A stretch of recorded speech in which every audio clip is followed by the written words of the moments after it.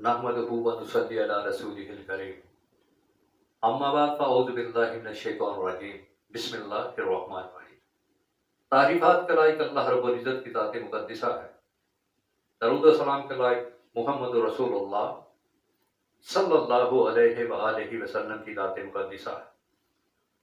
आज मुआशरे का अगर जायज़ा लें, बहुत सारे लोगों की बहुत सारी शिकायत हैं। कोई कहता है कि घर के अंदर परेशानी है, नाचाकी है, बच्चे जिद करते हैं, लड़ाई है, झगड़ा है, सुकून नहीं है। हालांकि हम नमाज़ें भी पढ़ते हैं, अज़कार भी करते हैं, सुबह के अज़कार, शाम के अज़कार। हमने किसी का कुछ बिगाड़ा भी नहीं, किसी को दुख भी नहीं दिया, किसी के बारे में कभी बुरा सोचा भी नहीं। इसके बावजूद इस तरह के मामला क्यों हैं? बच्चे हैं, बहुत जिद्दी हैं, बात मानते ही नहीं। उनको मारो, उनको पीटो। घर के अंदर अचानक एक अजीब सी फिजा बन जाती है, कोई किसी की बात मानता नहीं। तो मामला असल में ये है, एक मिसाल से बात को समझाने की कोशिश करता हूं। जब मेहमान आते हैं तो गोश्त का आना घर में लाज़िम है, कहीं जाएं तो भी ऐसा ही है। तो आपके घर में मेहमान आए या आप कहीं मेहमान बनकर जाएं, तो खाना अच्छा बनाया हो, अच्छा खाना बनाने के बाद बाथरूम के अंदर आपका दस्तरखान लगाकर कहा जाए कि खाना खाइए, तो आपका रद्द-ए-अमल क्या होगा? या बाथरूम के बाहर आपका दस्तर लगा दिया जाए और बाथरूम का दरवाजा खोल दिया जाए, तो आपका रद्द-ए-अमल क्या होगा? या घर के अंदर बोर किया है, वहां से पानी की लाइन जो है किचन के अंदर जाती है, बेसन के अंदर जाती है और बाथरूम के अंदर जाती है। तो वहां बाथरूम से अगर पानी तो वही है, बाथरूम से अगर आपको गिलास के अंदर, जग के अंदर पानी आपके सामने पेश किया जाए तो आपको कैसा लगेगा? आप कहीं जाएं या कोई आपके यहां आए और ऐसा ही हो, तो तीन तरह के रद्द-ए-अमल सामने आएंगे। एक तो ये कि या तो आप चुपचाप उठेंगे और घर से बाहर निकल जाएंगे, या आप उनके साथ लड़ाई करेंगे, झगड़ा करेंगे कि किस तरह के लोग हो, किस तरह की मेहमान नवाजी करते हो, ये तरीका है मेहमान नवाजी का। हो सकता है गालम गलोच भी हो, तकम पेल भी हो। और एक और रद्द-ए-अमल सामने आएगा, वो क्या है? ये सबसे खतरनाक रद्द-ए-अमल है। वो ये है कि वो ही बर्तन जो रखा हुआ है, अगर वो बाहर से साफ है, अंदर से गंदा है, या अंदर से साफ है, बाहर से गंदा है, तो आपका रद्द-ए-अमल फिर भी वही होगा। तो तीसरा रद्द-ए-अमल बहुत खतरनाक है, वो ये है कि या तो वो आदमी, वो मेहमान या आप कहीं गए हो, उसी बर्तन को उठा के जो मेहमान नवाज है उसके मुंह पे पटा दें। ये कौन सा तरीका है मेहमान नवाजी का? तो अभी आपके जहन में एक बात आ रही होगी कि ये क्या मामला है, कहां मेहमान, कहां गोश्त। तो जब गोश्त आता है घर में, तो आपने अगर मुशाहिदा किया होगा या नहीं किया तो आप जरूर कीजिएगा, तीन चार चीजें घर के अंदर आती हैं। एक तो चींटी आती है, आपने देखा होगा, बिल्ली भी आपके घर में आएगी, कुत्ता भी आएगा और कौवा भी आएगा। तो अगर चींटी को जो मिलता है, कौवा कुछ दे दें, कुछ चर्बी वगैरह या छीछड़े, लेके उड़ जाएगा। नहीं आप उसको भगाएंगे, वो भाग जाएगा। बिल्ली आएगी, उसको कुछ मिल गया तो ठीक है, वरना भगाने से भाग जाएगी। कुत्ता, उसको कुछ देंगे, खा लेगा, वरना अब भगाएंगे तो भाग जाएगा। अब मसला आता है कि जब मेहमान खाना खाने के बाद फारिग होते हैं तो और मेहमान आते हैं। आप सोचेंगे ये कौन से मेहमान हैं? चींटी आई, हमने उसको देखा, कौवा आया, उसको देखा, बिल्ली आई, उसको देखा, चींटी आई, उसको देखा, लेकिन ये वो मेहमान हैं जो नजर नहीं आते।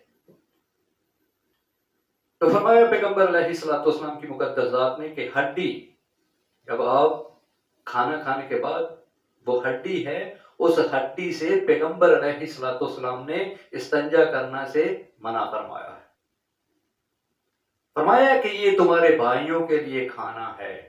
तो फरमाया पैगंबर अलैहिस्सलाम की मुकद्दस ज़ात ने कि जब आप खाना खाते हो, खाना खाने के बाद हड्डियां जब फेंकते हो, उन हड्डियों पे अल्लाह रब्बुल इज्जत दोबारा गोश्त चढ़ा देते हैं, और जो अल्लाह की मखलूक जिन्नात हैं उनकी ये खुराक है, उनका ये खाना है।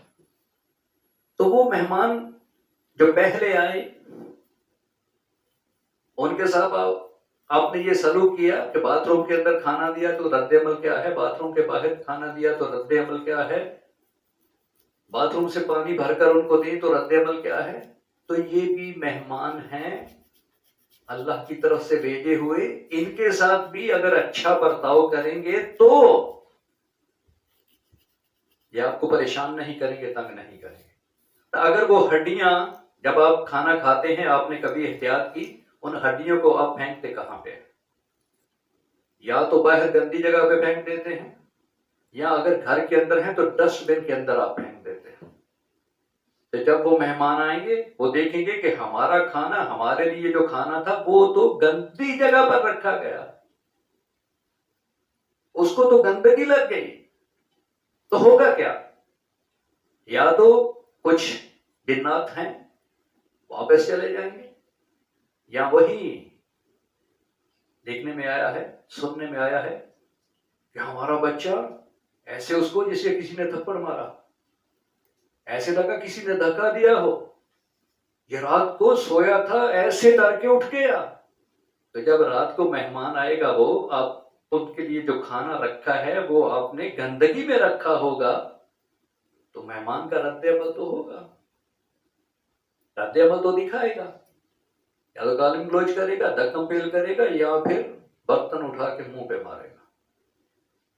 तो अगर आप अच्छे तरीके से वो जो हड्डियां हैं उनको थोड़ी सी एहतियात की जरूरत है, करना तो आपने है, अच्छे से बर्तन के अंदर रखेंगे, रखकर किसी ऐसी जगह पे रखें जिस तरह मेहमान के लिए रखा था, वहां पे हड्डियां रख दें, तो वो मेहमान आएंगे तो होगा क्या? दो तरह के मेहमान आएंगे। एक तो जो खबीस जिन्नात हैं, वो तो वैसे ही आपके घरों के अंदर जो गंदी जगह है वैसे उनका बसेरा। अल्लाहुम्मा इन्नी औज़ु बिका मिनल खुबुस वल खबाइस। आप बाथरूम में जाते हैं तो ये दुआ पढ़ते हैं, और जब निकलते हैं तो गुफराना का ये दुआ भी आप पढ़ते हैं। तो होगा क्या? जब आप अपने मेहमानों का अच्छे तरीके से मेहमान नवाजी करेंगे, हाथर तवाज़ो करेंगे, तो वो खुश होंगे। और जब ऐसे मेहमानों का आपके घर में आना लगा रहेगा, अच्छे जो मोमिन जिन्नात हैं उनका आना होगा, आप देखें कि आप किसी जगह पर जाएं तो आपकी तवाज़ो बड़े अच्छे तरीके से की जाए, आपकी मेहमान नवाजी बड़े अच्छे से तरीके से की जाए, तो आप उनसे खुश होते हैं। खुश होने के बाद आप चाहते हैं कि उनको कोई तोहफा दें, उनके लिए दुआएं आप अपने जुबान से निकालते हैं, तोहफा का इंतखाब करते हैं, या जाते हुए लेकर जाते हैं। तो जब वो जिन्नात जो मोमन जिन्नात हैं उनकी आप अच्छे तरीके से मेहमान नवाजी करेंगे तो क्या होगा? आपके घर के अंदर जो खबीस जिन्नात हैं, जो गंदे पलीद जिन्नात हैं, उनको वो भगाएंगे, आपकी हिफाजत करेंगे वो उन गंदे पलीद जिन्नात से। तो एहतियात कीजिए, हड्डियां तो आपको फेंकना ही फेंकना है, तो खाना खाने के बाद हड्डियां एक अच्छे से बर्तन के अंदर रखिए, या वैसे ही एक बर्तन स्पेशली इस काम के लिए ले आइए, उसके अंदर हड्डियां रखिए और अच्छी सी जगह पर रखिए, ताकि आपके मेहमान आए, जब वो आपका खाना खाएं तो आपकी हिफाजत का सबब भी बनेंगे, आपके लिए दुआएं भी करेंगे, और आपके लिए जो खबीस जिन्नात और जिन्नियां हैं उनके छुटकारे का सबब भी बनेंगे। बात की समझ आए तो हाँ जरूर कीजिएगा। अपने लिए भी अल्लाह रब्बुल इज्जत से दुआ है, आप सब दोस्तों, बुजुर्गों, साथियों और सुनने वालों के लिए भी अल्लाह रब्बुल इज्जत से दुआ है कि अल्लाह तबारक व तआला हम सबको सही दीन को समझने और उस पर अमल करने की तौफीक अता फरमाए। व आखिर दावाना अनिल हम्दुलिल्लाहि रब्बिल आलमीन।